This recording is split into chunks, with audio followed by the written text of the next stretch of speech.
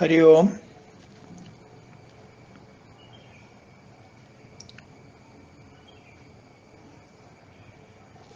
ओम सहनाववतु सहनौ भुनक्तु सह वीर्यं करवावहै तेजस्विनावधीतमस्तु मा विद्विषावहै।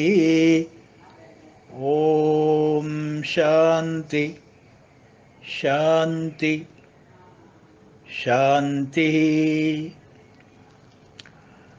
शान्ताकारं भुजगशयनं पद्मनाभं सुरेशं विश्वागारं गगनसदृशं मेघवर्णं शुभाङ्गं लक्ष्मीकान्तं कमलनयनं योगिहृद्यानगम्यं वन्दे विष्णुं भवभयहरं सर्वलोकैकनाथम्। ആദ്യത്തെ ശ്ലോകം നമുക്ക് ഒന്നുകൂടി പാരായണം ചെയ്യാം. ഓം വിശ്വം വിഷ്ണുർവഷട്കാരോ ഭൂതഭവ്യഭവത്പ്രഭു ഭൂതകൃത് ഭൂതഭൃത് ഭാവോ ഭൂതാത്മാ ഭൂതഭാവന. അപ്പോൾ ഇന്ന് നമ്മൾ ഭാവ എന്നുള്ള നാമമാണ് എടുക്കാൻ പോകുന്നത്.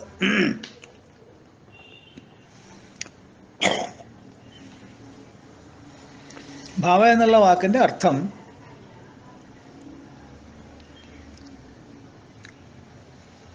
വ്യഷ്ടിയായോ സമഷ്ടിയായോ, either individual or total, cosmic or macrocosmic, ഉണ്ടാകുന്ന സ്ഥിതി, എക്സിസ്റ്റൻസ്. കുറച്ചൊരു കോംപ്ലിക്കേറ്റഡ് എന്ന് ഞാൻ പറയില്ല, കുറച്ചൊരു ശ്രദ്ധയോടുകൂടി കോൺസെൻട്രേഷനോടുകൂടി കേട്ടില്ലെങ്കിൽ ഇത് ചിലപ്പോൾ മിസ്സായി പോവും. അതിൻ്റെ വ്യാപ്തി കിട്ടില്ല നമുക്ക്. അതുകൊണ്ടാണ് ഞാൻ ആദ്യമേ തന്നെ നിങ്ങളുടെ അറ്റൻഷനെ ഒന്ന് കോൺസെൻട്രേറ്റ് ചെയ്ത് ഏകീകരിച്ച് ഇങ്ങോട്ട് കൊണ്ടുവരും.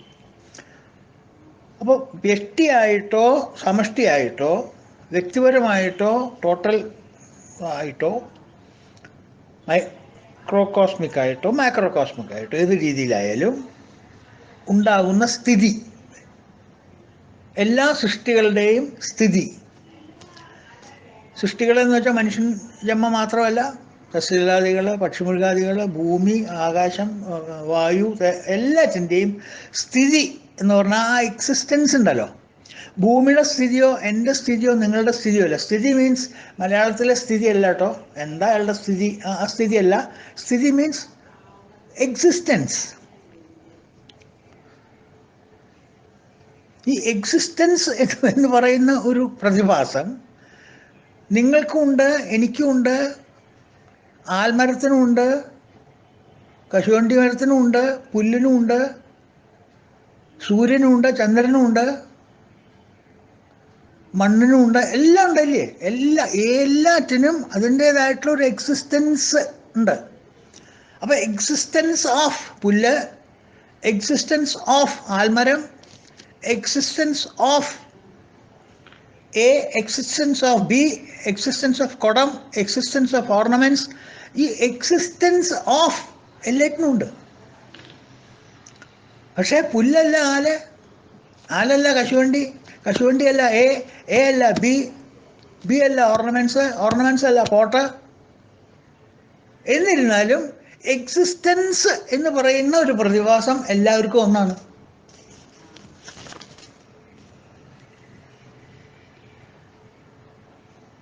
മനസ്സിലാവുന്നുണ്ടോ അറിയില്ല. മനസ്സിലാവുന്നുണ്ടോയെന്നല്ല, മനസ്സിലാക്കിയോ എന്ന് എനിക്കറിയുന്നില്ല. അത് മനസ്സിലാക്കേണ്ടത് എൻ്റെ ചുമതലയാണ്. നിലനിൽപ്പ് എന്ന് പറയില്ല നമ്മൾ, അതായിട്ട് നിലനിർത്തുന്നത് എക്സിസ്റ്റൻസ്.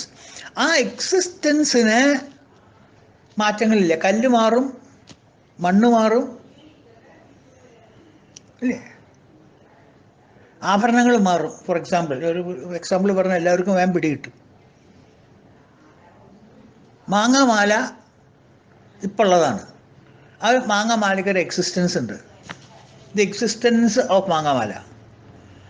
ആ മാങ്ങാമാല തട്ടാൻ്റെ കയ്യിൽ കൊടുത്തു കഴിഞ്ഞാൽ അതിനെ അവൻ എന്താ പറയുക, അതിൻ്റെ മുകളിൽ തട്ടാമ്പര് വെച്ച് തട്ടി മുട്ടി ഉരുക്കിയിട്ട് മുട്ടണ സാധനം ഉണ്ടോ, കൂടസ്ഥം, അതിൻ്റെ മുകളിൽ തട്ടിമുട്ടി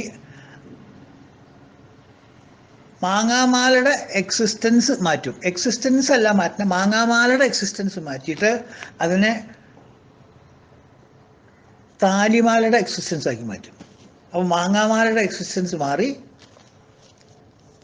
ആ എക്സിസ്റ്റൻസ് താലിമാലയിലേക്ക് വന്നു. അപ്പോൾ എക്സിസ്റ്റൻസിന് ഒരു മാറ്റമില്ല. എക്സിസ്റ്റൻസ് ഇങ്ങനെ ഞാൻ എന്താ പറയുക വെച്ചാൽ ഈ സൗണ്ട് പോകുന്നത് പോലെ എയറിൽ സൗണ്ട് പോകണം ഇല്ലേ, നമ്മളതിനെ കയറി പിടിക്കണം. ആ കയറി പിടിക്കുമ്പോൾ ആ സൗണ്ടിന് പോണ സൗണ്ടിന് ഒരു വ്യത്യാസമില്ല. ഞാൻ എവിടെ പിടിക്കണോ ആ സൗണ്ട് എനിക്ക് വരുന്നു. ആ എന്താ പറയുക സൗണ്ട് വേവ്സ് അതെനിക്ക് വരുന്നു. സൗണ്ട് വേവ് ലോകം മുഴുവൻ പരന്ന് കിടക്കുന്നതാണ്, അതിന് യാതൊരു മാറ്റമില്ല. അതിങ്ങനെ എല്ലാ ദിക്കിലും ഉണ്ട്. പക്ഷേ എനിക്ക് ആ സൗണ്ട് വേവ് എക്സിസ്റ്റ് ആവുന്നില്ല, കാരണം എൻ്റെ കയ്യിൽ ആ എക്വിപ്മെൻ്റ് ഇല്ല. അപ്പം ഞാൻ ആ എക്വിപ്മെൻ്റ് പിടിച്ച് ആ സൗണ്ട് വേവ്, പർട്ടിക്കുലർ പോയിന്റിലുള്ള സൗണ്ട് വേവ്, എൻ്റെ ഫ്രീക്വൻസിയിലുള്ള സൗണ്ട് വേവ് ഞാൻ പിടിച്ചു കഴിഞ്ഞാൽ ആ സൗണ്ട് വേവിൻ്റെ എക്സിസ്റ്റൻസ് എൻ്റെ കയ്യിലായി. ഇത് കളഞ്ഞിട്ട് ഞാൻ വേറൊരു സൗണ്ട് പീരീഡ് ഓഫ് ടൈമിൽ വേറൊരു സൗണ്ട് വേവ്, വേറൊരു സ്ഥലത്ത് സൗണ്ട് വേവിനെ വേറെ റേഞ്ചിൽ പിടിക്കുന്നു. അപ്പോൾ ആ റേഞ്ചിൻ്റെ എക്സിസ്റ്റൻസ് ആയി. അപ്പം എക്സിസ്റ്റൻസ് എന്ന് പറയുന്ന സൗണ്ട് വേവിന് യാതൊരു മാറ്റമില്ല. അത് പറഞ്ഞ പോലെ തന്നെ ഈ സ്വർണം അല്ല എന്താ പറയുക, ഒരാഭരണത്തിൻ്റെ എക്സിസ്റ്റൻസ് മാറി വേറൊരു ആഭരണത്തിൻ്റെ എക്സിസ്റ്റൻസ് ആയിട്ട് മാറി. ആ രണ്ടാമത്തെ ആഭരണം താലിച്ചേൻ്റെ എക്സിസ്റ്റൻസ് മാറിയിട്ട് വളയായി, വള പോയിട്ട് തളയായി, തള പോയിട്ട് മോതിരയായി, മോതിര പോയിട്ട് കൊടുക്കെടുക്കനായി. അപ്പം ഇതിൻ്റെയൊക്കെ കാര്യങ്ങൾക്ക് മാറ്റമുണ്ടെങ്കിലും കാരണമായിരിക്കുന്ന എക്സിസ്റ്റൻസിന് ഒരു മാറ്റമില്ല. അതൊന്ന് മനസ്സിൽ വളരെ ശ്രദ്ധിച്ചോട് നോക്കുക. അതിന് യാതൊരു മാറ്റമില്ല. അപ്പോൾ ഭാവ എന്നുള്ളതിന് ഭവിക്കുന്നവൻ, അതായത് പ്രപഞ്ചരൂപമായോ കേവല രൂപമായോ, അതായത് ഇൻഡിവിജ്വലി ഓർ ടോട്ടലി ഉള്ള സ്ഥിതി, ഉണ്മ, എക്സിസ്റ്റൻസ്.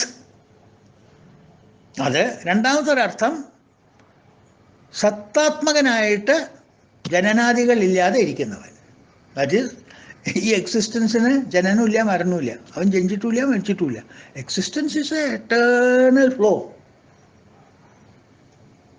ആ എക്സിസ്റ്റൻസിൽ നമ്മൾ ഓരോന്നിനെ അതിനെ കൊണ്ട് ഘടിപ്പിച്ച് അതിനുള്ള ആ അംശം നമ്മൾ എടുത്തിട്ട് ഇതിൻ്റെ എക്സിസ്റ്റൻസ്, അത് ബൾബിൻ്റെ എക്സിസ്റ്റൻസ്, ഇത് ട്യൂബ്ലൈറ്റിൻ്റെ എക്സിസ്റ്റൻസ്, അത് ഫ്രിഡ്ജിൻ്റെ എക്സിസ്റ്റൻസ് എന്ന് പറയുന്നു. Flowing current is A same, power is A same, power flow is A same. അതല്ല അതിൻ്റെ മുകളിൽ കൂടെ അങ്ങനെ പോയിക്കൊണ്ടിരിക്കുന്നത്. അവിടുന്ന് നമ്മൾ ടാപ്പ് ചെയ്തിട്ട് ഒരു എക്വിപ്മെൻറ്റിലേക്ക് എടുത്താൽ അത് ആ എക്വിപ്മെൻറ്റിൻ്റെ എക്സിസ്റ്റൻസായി. അതുകൊണ്ട് അതിനെ ചേഞ്ച്ലെസ് എന്ന് പറഞ്ഞു. ഈ ഫോം മാറും, ഇലക്ട്രിസിറ്റി മാറില്ല. മാനിഫെസ്റ്റേഷൻസ് മാറും, മാനിഫെസ്റ്റഡ് മാറില്ല. മാനിഫെസ്റ്റേഷൻസ് ഓർ മാനിഫെസ്റ്റഡ് മാറും, പക്ഷേ ദ സോഴ്സ് ഓഫ് മാനിഫെസ്റ്റേഷൻ മാറില്ല. നമ്മൾ ടാപ്പ് ചെയ്യുന്നതിനനുസരിക്കും. സൗണ്ട് വേവ്, ഇലക്ട്രിസിറ്റി, ഇതൊക്കെ എക്സാമ്പിൾസ് ആയിട്ട് പറയണമെന്ന്. രണ്ടാമത്തെ അർത്ഥം ഇത് ചേഞ്ച്ലെസ് ആണ്, ഇതിന് മാറ്റമില്ല. അതിൻ്റെ ഫസ്റ്റ് അർത്ഥത്തിൻ്റെ കൊറോളറി ആയിട്ടാണ് സെക്കൻഡ് അർത്ഥം വരുന്നത്. ഇത് യാതൊരു മാറ്റമില്ല. കഠോപനിഷത്തിലും ഇത് തന്നെയാണ് പറഞ്ഞത്, അസ്തിത്യേവ ഉപലബ്ധസ്യ, അസ്തിത്യം ഏവ ഉപലബ്ധസ്യ. എക്സിസ്റ്റൻസ് മാത്രമേ ഉള്ളൂ. Existence of something, of something, of something, of something, അതിനൊക്കെ മാറ്റമുണ്ട്. പക്ഷെ എക്സിസ്റ്റൻസ് അതിന് മാറ്റില്ല, മാറ്റമില്ലാത്ത വസ്തുവാണ്.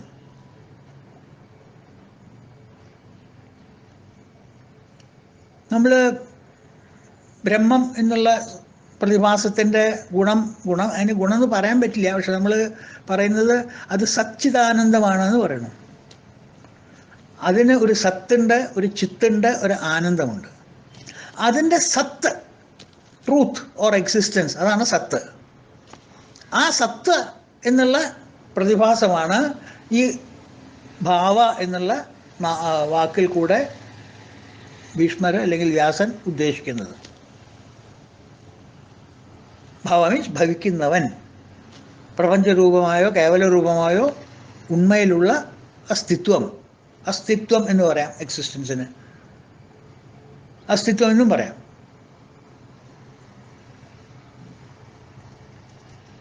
മാറ്റമില്ലാത്തത്. പ്രപഞ്ചം മുഴുവൻ മാറുന്നതല്ലേ, നമ്മൾ കണ്ടതല്ലേ. പ്രപഞ്ചത്തിൽ ഏതിനാ മാറ്റമില്ലാത്തത്? എല്ലാറ്റിനും മാറ്റമുണ്ട്. എല്ലാം നമ്മൾ കാണുന്നുണ്ടല്ലേ, മാറ്റം എല്ലാം കാണുന്നില്ലേ?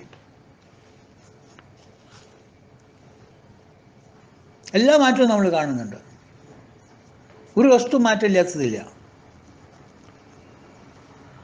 അത് സമ്മതിച്ചില്ലേ? മാറ്റം നമ്മൾക്ക് പെട്ടെന്ന് അനുഭവപ്പെടുന്നതായിരിക്കാം, അല്ലെങ്കിൽ അത് ശാസ്ത്രീയമായിട്ടുള്ള മാറ്റം ഉണ്ടായിരിക്കാം. നമുക്ക് നമ്മുടെ കണ്ണുകൊണ്ടോ പഞ്ചേന്ദ്രിയങ്ങളെ കൊണ്ടോ കാണാൻ പറ്റാത്ത മാറ്റങ്ങളായി. ആൽമരം ഇന്ന് കണ്ട ആൽമരം തന്നെയാവും നാളെയും, നാളെ കണ്ട തന്നെയാവും മറ്റന്നാളും. പക്ഷേ അതിൽ മാറ്റങ്ങളില്ല എന്നാരാ പറഞ്ഞത്? അതിൻ്റെ ഓരോ സാപ്പിംഗ് സെൽസും ബൊട്ടാനിക്കൽ സെൽസും മാറി മാറിക്കൊണ്ടിരിക്കുന്നുണ്ട്. നമ്മുടെ ശരീരം ഓരോ സെൽസും മാറി മാറിക്കൊണ്ടിരിക്കുന്നുണ്ട്. അതൊക്കെ നമ്മൾ കണ്ടതല്ലേ. അപ്പോൾ മാറ്റം എന്ന് പറയുന്നത് അനിവാര്യമായിട്ടുള്ള കാര്യമാണ്. ഇവിടെയാണ് മാറ്റത്തിനെ കുറിച്ച് നമ്മളൊന്ന് പഠിക്കേണ്ടത്.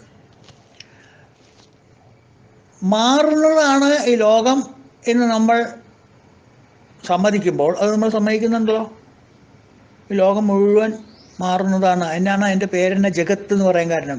ജഗായിട്ട് മാറുന്നത് കൊണ്ടാണ് ജഗത്ത് എന്ന് പറയാൻ കാരണം. ഇന്ന് കണ്ടതല്ല നാളെ, നാളെ കണ്ടതല്ല മറ്റന്നാൾ, മാറിക്കൊണ്ടേയിരിക്കുന്നു. അപ്പം മാറ്റമുണ്ട് എന്ന് നമ്മൾ സമ്മതിച്ചാൽ ആ മാറ്റത്തിനൊരു തിയറി ഉണ്ട്, ദ ലോ ഓഫ് ചേഞ്ച്. രണ്ട് പ്രിൻസിപ്പിളാണ് ആ മാറ്റത്തിന് പറയുന്നത്. ഒന്ന്, ഒരു മാറ്റം സംഭവിക്കണമെങ്കിൽ, ശ്രദ്ധിച്ചു കേൾക്കൂ, ഒരു മാറ്റം സംഭവിക്കണമെങ്കിൽ അത് മാറാനായിട്ട് മാറ്റം ഇല്ലാത്ത ഒരു മീഡിയം ഉണ്ടെങ്കിൽ മാത്രമേ, ആ ഒരു മാധ്യമം ഉണ്ടെങ്കിൽ മാത്രമേ ആ മാറ്റം സംഭവിക്കുള്ളൂ. വീണ്ടും പറയണ, ഒരു മാറ്റം സംഭവിക്കണമെങ്കിൽ അത് മാറ്റമില്ലാത്ത ഒരു മാധ്യമത്തിലൂടെ മാറ്റം സംഭവിക്കുള്ളൂ. സിനിമാ തിയേറ്ററിൽ നമ്മൾ സിനിമ കാണാൻ പോണു. ബാക്കിൽ നിന്ന്, ക്യാബിൻ റൂമിൽ നിന്ന് ഫിലിം റോള് അങ്ങനെ ഫാസ്റ്റായിട്ട് മൂവ് ചെയ്തുകൊണ്ടിരിക്കണു. അപ്പോൾ ആ ചിത്രം മുഴുവൻ അവിടെ നമുക്ക് ഇപ്പോൾ കണ്ടാലല്ല, അടുത്ത നിമിഷം കണ്ടാലോ മറ്റേ നിമിഷം, ഇതൊക്കെ എഡിറ്റ് ചെയ്തിട്ട് ഒന്നിനൊന്നിന് പിന്നാലെയായിട്ട് ലോജിക്കലായിട്ട് എഡിറ്റ് ചെയ്ത് ഒരു കഥാരൂപത്തിൽ വന്ന് വളരെ ഫാസ്റ്റായിട്ട് ആ ഫിലിം ഇങ്ങനെ ഓടിക്കൊണ്ടേയിരിക്കുമ്പോൾ നമുക്ക് ഇപ്പോൾ കണ്ടാലല്ല, അടുത്ത പ്രാവശ്യം കണ്ടാലല്ല, അടുത്ത ഒരു നിമിഷം കണ്ടാലല്ല മറ്റേ നിമിഷം പുതിയ ഹീറോ വരുന്നു, പുതിയ വില്ലൻ വരുന്നു, പുതിയ ഹീറോയിൻ വരുന്നു, പുതിയ അമ്മായപ്പൻ വരുന്നു, പുതിയ അമ്മായച്ചൻ വരുന്നു. ഇങ്ങനെ മാറിക്കൊണ്ടേയിരിക്കുന്നില്ലേ ഫിലിം? ഈ മാറ്റം സംഭവിക്കണമെങ്കിൽ മാറ്റമില്ലാത്ത സ്ഥിരമായിട്ട് ഒരു സബ്സ്ട്രാറ്റം, ഒരു ബേസ്, സ്ക്രീൻ, അത് വേണം. ആ സ്ക്രീനും ഈ മാറ്റത്തിൻ്റെ, ഈ ഫിലിമിൻ്റെ ഒപ്പം ആ സ്ക്രീൻ ഇങ്ങനെ കിടന്ന് ആടുകയാണെന്ന് വിചാരിക്കുക. അപ്പോൾ ഫിലിം ആ വിഷൻ ബ്ലേഡായി പോവും. പാഞ്ഞു പോണ ജനശതാബ്ദി എക്സ്പ്രസ്, മാറ്റമില്ലാത്ത രണ്ട് റെയിൽ വേണ്ടേ ആ മാറ്റം സംഭവിക്കാൻ? ഇത്രയും സംഭവിച്ചോ? മാറ്റം സംഭവിക്കണമെങ്കിൽ മാറ്റമില്ലാത്ത ഒരു മാധ്യമത്തിൽ കൂടെ മാറ്റം സംഭവിക്കുള്ളൂ. നമ്പർ 2, മാറ്റം ഉണ്ട് എന്ന് നമ്മൾ പറയുമ്പോൾ നമ്മൾ ആ മാറ്റത്തിലില്ല. അതെന്താ അങ്ങനെ? മാറുന്ന വസ്തു ഞാൻ തിരിച്ചറിഞ്ഞാൽ ആ മാറിയ വസ്തുവിലോ അല്ലെങ്കിൽ മാറുന്ന വസ്തുവിലോ ഞാൻ ഇല്ല. കാരണം ഞാൻ ആ മാറുന്ന വസ്തുവിലുണ്ടെങ്കിൽ എനിക്ക് ആ മാറ്റം അറിയാൻ പറ്റില്ല. അപ്പോൾ ആ മാറുന്ന വസ്തുവിൽ ഞാൻ ഇല്ലാത്തത് കൊണ്ടാണ് എനിക്ക് മാറ്റം അറിയുന്നത്. ആലോചിക്കണം, എവിടേക്കാണ് കുറച്ചൊരു ഹിന്ദിക്കാരൻ പറഞ്ഞ പോലെ തക്ലിഫ് എന്ന് പറയുന്നത് ഇവിടെയാണ് ഉണ്ടാവുക, ചെറിയൊരു തക്ലിഫ്. രണ്ടാമത്തെ സിദ്ധാന്തം, ഒരു മാറ്റം സംഭവിക്കണമെങ്കിൽ, സംഭവിച്ചു എന്ന് ഞാൻ അറിയണമെങ്കിൽ ഞാൻ ആ മാറ്റത്തിൽ ഉണ്ടാവാൻ പാടില്ല. മാറ്റത്തിൽ നിന്ന് ഭിന്നമായിട്ടുള്ളതാവണം ഞാൻ.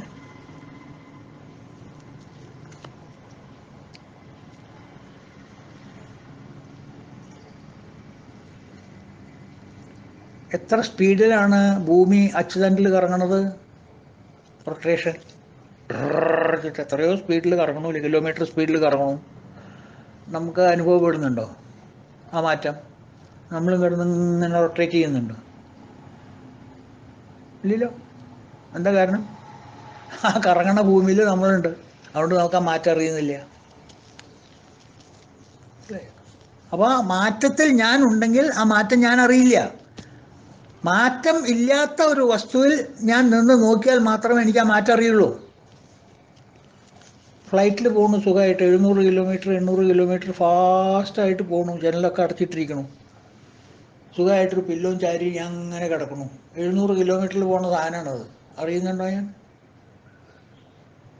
അറിയുന്നില്ല. അതിൻ്റെ സ്പീഡേ അറിയുന്നില്ല. നമ്മൾ സുഖമായിട്ട് കിടന്നുറങ്ങണം. ഒരു സമയത്ത് നമ്മൾ എന്തെങ്കിലും ആവശ്യത്തിന് ആ വിൻഡോ പെയിൻ ഒന്ന് പൊക്കണു, അപ്പോഴാണ് നമുക്ക് ഈ പ്ലെയിനിൻ്റെ സ്പീഡ് അറിയണം. കാരണം എന്താ? അപ്പുറത്ത് കമ്പാരിറ്റീവ്ലി അനങ്ങാത്ത മേഘങ്ങൾ, അല്ലെങ്കിൽ താഴ്ത്തു നോക്കിക്കഴിഞ്ഞാൽ അനങ്ങാത്ത ഭൂമി, കെട്ടിടങ്ങൾ, ഇതൊക്കെ നമ്മൾ കാണുമ്പോൾ വിത്ത് റെഫറൻസ് ടു ആ changeless substratum I recognise the change. ഞാൻ ആ സംഗതികളോട് താതാത്മ്യം പ്രാപിച്ച് തൽക്കാലം പ്ലെയിനിൽ നിന്ന് മാറി നിന്ന്, മനസ്സ് മാറി നിന്ന് ആ മാറാത്ത വസ്തുവിനെ ഞാൻ കാണുമ്പോൾ എനിക്ക് ഈ മാറ്റം ഉണ്ടായിരുന്നു. ഇത്ര സ്പീഡിൽ നമ്മൾ പോകണമല്ലേ? റണ്ണിങ് ട്രെയിൻ, ഇതൊക്കെ എക്സാമ്പിൾസ്. അപ്പോൾ ഒന്ന്, മാറ്റം എന്ന് പറയുമ്പോൾ മാറ്റമില്ലാത്തൊരു വസ്തു ഉണ്ടായിരിക്കണം, നമ്പർ 1. നമ്പർ 2, മാറ്റം ഞാൻ അനുഭവപ്പെടുന്നുണ്ടെങ്കിൽ, എനിക്ക് അനുഭവപ്പെടുന്നുണ്ടെങ്കിൽ ഞാൻ ആ മാറ്റത്തിൽ ആവില്ല, ആ മാറ്റത്തിൽ സ്ഥിതി ചെയ്യുന്നവനല്ല. ഞാൻ ആ മാറ്റത്തിൽ നിന്ന് മാറി നിൽക്കുന്നവനാണ്. ആ മാറ്റവും ഞാനുമായിട്ട് യാതൊരു ബന്ധവും എനിക്കുണ്ടാവില്ല.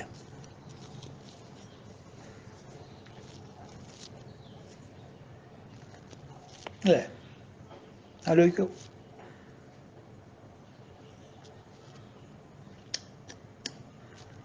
സമയം തരുന്ന ആലോചിക്കാനാ.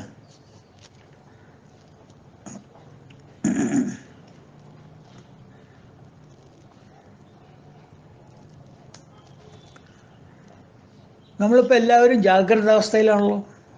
നമുക്ക് എല്ലാവർക്കും വേക്കിംഗ് സ്റ്റേറ്റിലാണ്. നമ്മൾ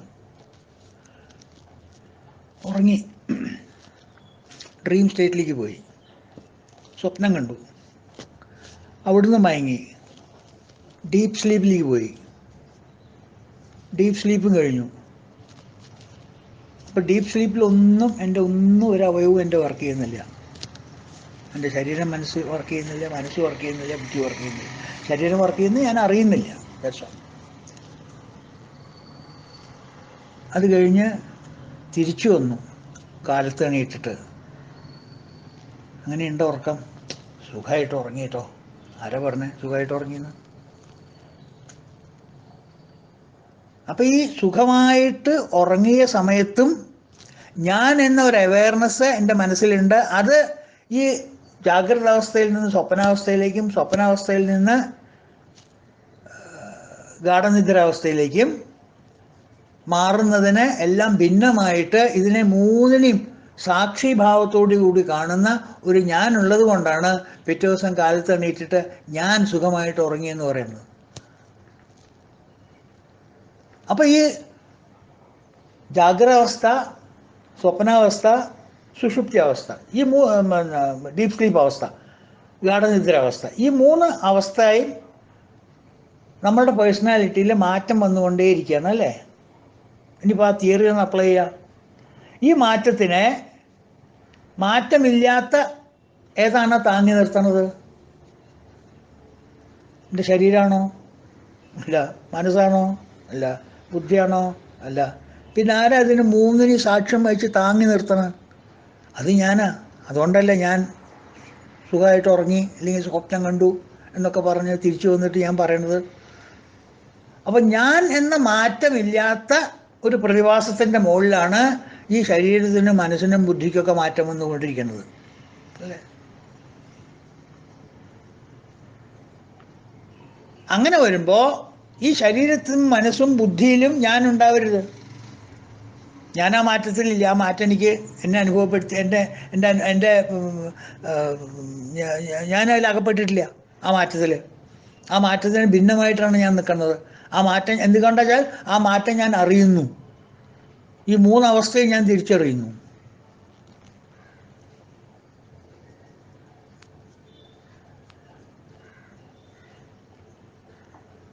ആ മൂന്നവസ്ഥ ഞാൻ തിരിച്ചറിയുന്നത് കൊണ്ടാണ് ഞാൻ പിറ്റേ ദിവസം കാലത്ത് വന്നിട്ട് ഞാൻ സുഖമായിട്ട് ഉറങ്ങി എന്ന് പറയുന്നത്. അപ്പം എൻ്റെ മനസ്സ്, എൻ്റെ ശരീരം, എൻ്റെ ബുദ്ധി, ഇതൊക്കെയാണ് നമ്മൾ ഞാൻ എന്ന് വെച്ചാൽ വിചാരിച്ചിരിക്കുന്നത്. ഇത് മൂന്നുമല്ല, ഇത് മൂന്നിനും മാറ്റം വരുന്നുണ്ട് ഇല്ലേ? എൻ്റെ ശരീരത്തിന് മാറ്റം വരുന്നില്ലേ? ഞാൻ മിനിഞ്ഞാന്നൊരു മറ്റേ എന്താ പറയുക, ആൽബം നോക്കിയ കഥ പറഞ്ഞില്ലേ, മുത്തശ്ശിയുടെ കഥ. ആ ചെറിയ പാവാടിയിട്ട കുട്ടി അന്ന് ഫോട്ടോ എടുത്തത് ഇപ്പോൾ 85 വയസ്സായിരിക്കണ മുത്തശ്ശിയാണ്. എവിടം കൊണ്ട് ആ മുത്തശ്ശി ഈ മുത്തശ്ശി ഒന്ന്, ആ കുട്ടി ഈ മുത്തശ്ശി ഒന്നായത് ശരീരം കൊണ്ടാണോ? ശരീരത്തിന് മാറ്റം വന്നു. മനസ്സുകൊണ്ടാണോ? മനസ്സുകൊണ്ടുമല്ല. ബുദ്ധി കൊണ്ടാണോ? ബുദ്ധി കൊണ്ടുമല്ല. പിന്നെ നിങ്ങളെന്താ ഞാനെന്ന് പറഞ്ഞാൽ എൻ്റെ മനസ്സും ബുദ്ധിയും ശരീരം എന്ന് വിചാരിക്കണ? അതിനൊക്കെ ഭിന്നമായിട്ട് ഇത് ഞാനാണ് എന്ന് ഒരാൾ പറയുമ്പോൾ, ആ മുത്തശ്ശിയിലെ ഞാൻ എന്നുള്ള വ്യക്തി പറയണു അത് ഞാനാണ് എന്ന് പറയുമ്പോൾ, ആ മുത്തശ്ശി ആ മാറ്റത്തിനെ തിരിച്ചറിയുന്നു. ആ തിരിച്ചറിയുന്ന മുത്തശ്ശിയിലെ ഞാൻ ആണ് മാറ്റമില്ലാതെ നിൽക്കുന്നത്. കാരണം മാറ്റത്തിൽ നമ്മൾ അകപ്പെട്ടു പോയാൽ മാറ്റം ഉണ്ടെന്ന് ഞാൻ അറിയില്ല. അപ്പം ആ മാറ്റത്തിൽ നിന്ന് ഭിന്നമായിട്ട് നിൽക്കുന്ന ഞാൻ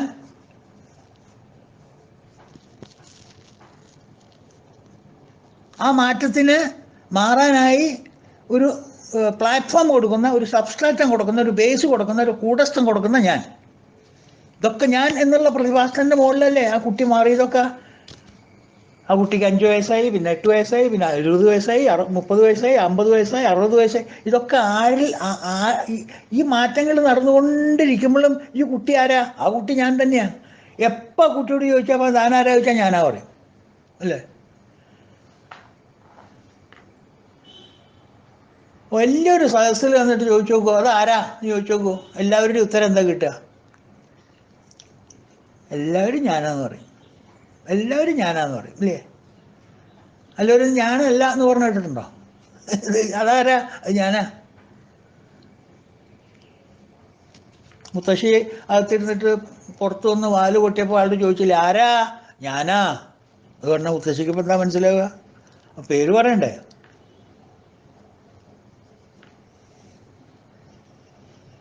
അപ്പോൾ ആരോടൊക്കെ നിങ്ങൾ ചോദിച്ചാലും എല്ലാവരിലും സർവസ്യചാഹം ഹൃദി സന്നിവിഷ്ട, എല്ലാവരിലും സന്നിവിഷ്ടനായിരിക്കുന്ന ആ ഞാൻ എന്ന് പറയുന്ന മഹാവിഷ്ണുവിൻ്റെ ആ അംശം, ഗുരുവായൂരപ്പൻ്റെ ആ അംശം ആണ് ഒരു മാറ്റവും ഇല്ലാണ്ട് സദാസമയത്തും എന്നിൽ കുടികൊള്ളുന്നത്.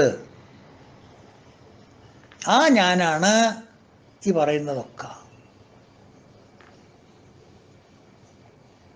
ഈ മാറ്റങ്ങളെല്ലാം സംഭവിക്കുന്നത് എന്നിൽ വഴിയാണ്.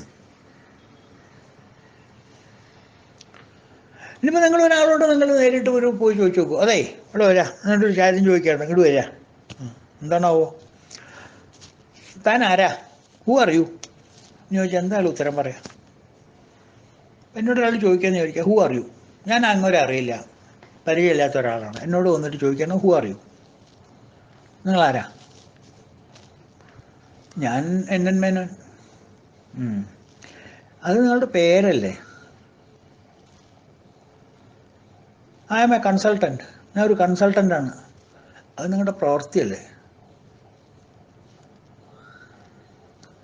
ഞാൻ ഒരു ഭർത്താവാണ്, അത് നിങ്ങളുടെ ഫങ്ഷനല്ലേ? അത് നിങ്ങളുടെ ഡ്യൂട്ടിയല്ലേ? അത് നിങ്ങളുടെ ധർമ്മമല്ലേ? ഞാനൊരു അച്ഛനാണ്, അതും നിങ്ങളുടെ പ്രവൃത്തിയല്ലേ?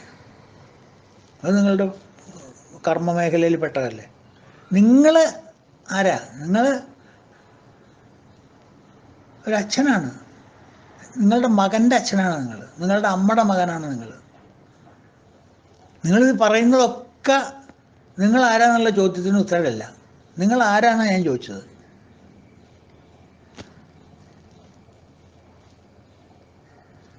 എൻ മേനോൻ എന്ന് പറഞ്ഞാൽ എൻ്റെ പേര്.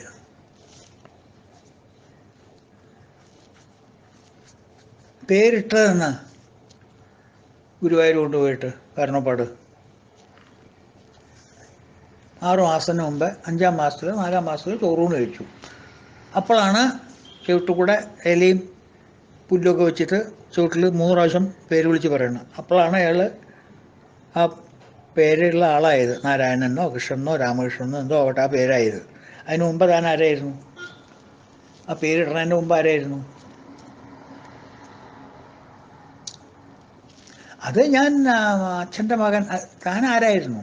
തൻ്റെ അച്ഛൻ, തനിക്കൊരു അച്ഛനുണ്ട്, അത് സമ്മതിച്ചു. എൻ്റെ അച്ഛൻ, എൻ്റെ അമ്മ, അതൊക്കെ തൻ്റെയാണ്. താൻ ആരാന്ന് എൻ്റെ ചോദ്യം.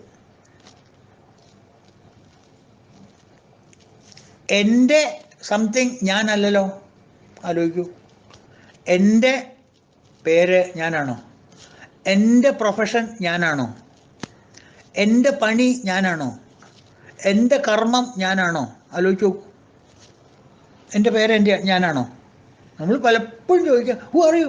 ഐ ആം NN മേനൻ, അല്ലെങ്കിൽ ഐ ആം ശങ്കരൻകുട്ടി, അല്ലെങ്കിൽ I am Krishnankutty, I am Narayanankutty, I am Lalitha, I am Sarojini, I am Karthiyayani. ഇതല്ലേ പറയാം. നിങ്ങൾ കാർത്തിയായനിയാണോ? നിങ്ങൾ സരോജിനിയാണോ? നിങ്ങൾ മറ്റേ കൃഷ്ണനാണോ രാമനാണോ? ഒന്നുമല്ലല്ലോ. അതൊക്കെ നിങ്ങളുടെ പേരല്ലേ. ഞാൻ ഒരു കൃഷിക്കാരനാ. നിങ്ങൾ കൃഷിക്കാരനോ? അത് നിങ്ങളുടെ പണിയല്ലേ. അപ്പം നിങ്ങളുടെ പണി, നിങ്ങളുടെ പേര്, നിങ്ങളുടെ ബന്ധം, അതൊക്കെ നിങ്ങളെങ്ങനെയാവുക? ആലോചിച്ച് നോക്കൂ. അങ്ങനെ ആവുമെന്ന് സമ്മതിക്കുകയാണെങ്കിൽ വലിയ അബദ്ധമേ. എൻ്റെ പല്ല് ഞാനാണോ? എൻ്റെ മൂക്ക് ഞാനാണോ? എൻ്റെ നാവ് ഞാനാണോ? എൻ്റെ ഷർട്ട് ഞാനാണോ? എൻ്റെ ചെരുപ്പ് ഞാനാണോ? എൻ്റെ നായക്കുട്ടി ഞാനാണോ? അല്ലല്ലോ. പിന്നെ എങ്ങനെ? ഞാൻ നിങ്ങളോട് ചോദിച്ച ചോദ്യത്തിൽ നിങ്ങളാര്? അവസാന ഞാൻ ഐ. അതന്നെനിക്ക് വേണ്ട ഉത്തരം. ആ ഐ ആണ് മാറ്റമില്ലാതെ. നിങ്ങൾ ഏത് പ്രൊഫഷണലായാലും ശരി, ഏത് പേര് നിങ്ങൾക്ക് നാളെ ഗസറ്റ് വഴി മാറ്റിക്കൂടെ? പ്രൊഫഷൻ നിങ്ങൾക്ക് ചേഞ്ച് ചെയ്തുകൂടെ? ബന്ധങ്ങൾ നിങ്ങൾക്ക് ഉപേക്ഷിച്ചുകൂടെ? അതുകൊണ്ടൊക്കെ നിങ്ങളല്ലാണ്ടായി മാറില്ലല്ലോ. ഇതൊക്കെ നിങ്ങൾക്ക് മാറ്റാം. ഇതെല്ലാം നിങ്ങൾക്ക് മാറ്റാം. നാളെ തൊട്ട് ഞാൻ കൃഷി വേണ്ട വെച്ചു, മോഷണമായി. അല്ലെങ്കിൽ മോഷണം വേണ്ട വെച്ചു, കച്ചവടമാക്കി. അല്ലെങ്കിൽ കച്ചവടം വേണ്ട വെച്ചു, ജോലിയാക്കി. ഇതൊക്കെ നിങ്ങളുടെ ഇഷ്ടപ്രകാരം നിങ്ങൾക്ക് മാറ്റാം. പേര് മാറ്റി, വീട്ടുപേര് മാറ്റും. ഒക്കെ മാറ്റുന്ന ആൾക്കാരുണ്ട് ധാരാളം. ഗസറ്റിൽ നോട്ടിഫിക്കേഷൻ കൊടുത്തിട്ട് ആ വീടായിട്ട് എനിക്ക് യാതൊരു ബന്ധവുമില്ല, ഞാൻ നോട്ടിഫിക്കേഷൻ കൊടുത്തു. നാളെ തൊട്ട് ആ കുട്ടി അയാൾ ആ വീട്ടിലല്ല, മാറി. അയാളെവിടെ മാറി? അയാൾ മാറിയിട്ടില്ല. അയാളുടെ ബന്ധമാണ് മാറിയത്. അപ്പം അയാളുടെ ഒരു വസ്തു അയാളാവില്ല. എൻ്റെ ഒരു വസ്തു ഞാനല്ല. അതാദ്യം നമ്മൾ മനസ്സിലാക്കണം. എൻ്റെ എന്ന് പറയുന്ന ഈ മനസ്സ്, ഈ ബുദ്ധി, ഈ ശരീരം, ഈ പല്ല്, നാക്ക്, മൂക്ക്, ഇതൊന്നും എൻ്റെ അല്ല. ഇതെല്ലാം എൻ്റെയാണ്, പക്ഷെ ഞാനല്ല അതൊന്നും. അതുകൊണ്ട് ഇതിനൊക്കെ ഭിന്നമായിട്ട് ഞാൻ എന്ന് പറയുന്ന ഒരു വ്യക്തി എൻ്റെ ഉള്ളിലുണ്ട്, പ്രകാശിക്കുന്നുണ്ട്. ഉള്ളിൽ ജ്യോതിഷായിട്ട്. സർവസ്യജാഹം ഹൃദി സന്നിവിഷ്ട ക്ഷേത്രജ്ഞം ചാഭിമം വിദ്ധി സർവക്ഷേത്രേഷു ഭാരത. എല്ലാ ക്ഷേത്രങ്ങളിലും എല്ലാ ജീവജാലങ്ങളിലും ഒരു അവയർനെസ് ആയിട്ട്, ഒരറിവായിട്ട്, അർജുന ഞാനാണ് പ്രകാശിക്കുന്നത്, നീ അത് എന്നെ കാണ്, ആ എന്നെ നീ കണ്ടു മനസ്സിലാക്കുക. അല്ലാണ്ട് അവരുടെ ശരീരം ഞാനല്ല, അവരുടെ മനസ്സ് ഞാനല്ല, അവരുടെ ബുദ്ധി ഞാനല്ല. ഞാനെന്ന് പറയുന്നത് അഹം, ഞാനാണ്. ആ ഞാനെന്ന് പറയുന്നതിന് യാതൊരു മാറ്റവുമില്ല, ഒരു പ്രശ്നവുമില്ല.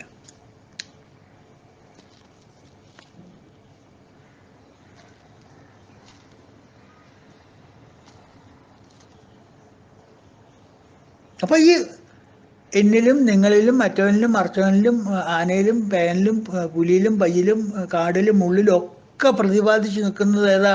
ആ ഞാൻ എന്നുള്ള പദാർത്ഥമാണ്. ഭഗവാന്റെ ആ പദാർത്ഥമാണ്.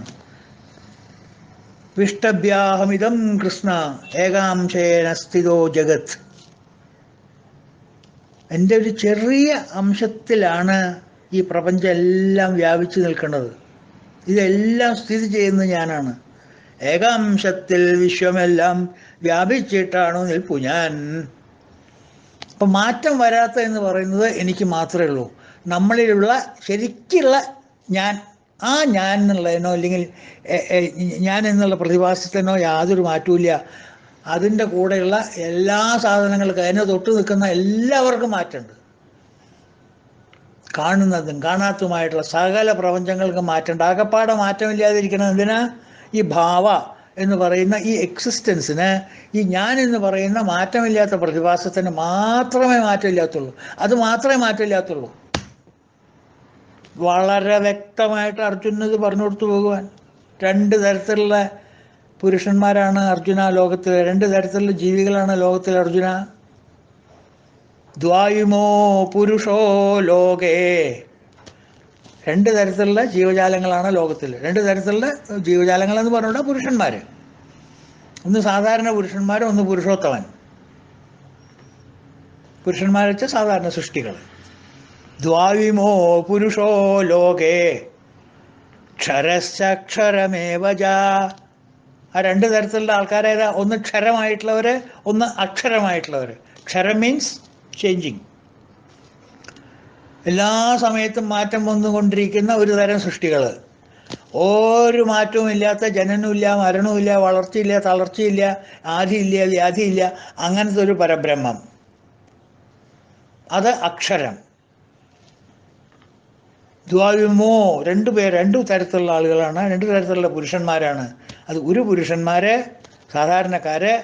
ദ്വാവിമോ പുരുഷോ ലോകെ ക്ഷര അക്ഷരമേവച. ക്ഷരവും അക്ഷരവും എന്ന് അതിന് പറയാം. ക്ഷര സർവാണി ഭൂതാനി. ക്ഷരം എന്ന് പറയുന്നത് ഈ സകല ജീവജാലങ്ങളും എല്ലാ ഭൂതങ്ങളുമാണ്. ഭൂതങ്ങൾ മീൻസ് എല്ലാ സൃഷ്ടിക്കപ്പെട്ട വസ്തുക്കളും മാറ്റത്തിന് എന്താ പറയുക, സബ്ജക്റ്റായവരാണ്. മാറ്റത്തിൻ്റെ സ്വാധീനത്തിൽപ്പെട്ടവരാണ് സകല സൃഷ്ടികളും. ക്ഷരശ്ചക്ഷരമേവച ക്ഷര സർവാണി ഭൂതാനി. കൂടസ്ഥക്ഷരമുച്ചതേ. അക്ഷരം എന്ന് പറയുന്നത് കൂടസ്ഥനെ പോലെ നിൽക്കുന്ന ഞാനാണ്. എന്താ ഈ കൂടസ്ഥൻ?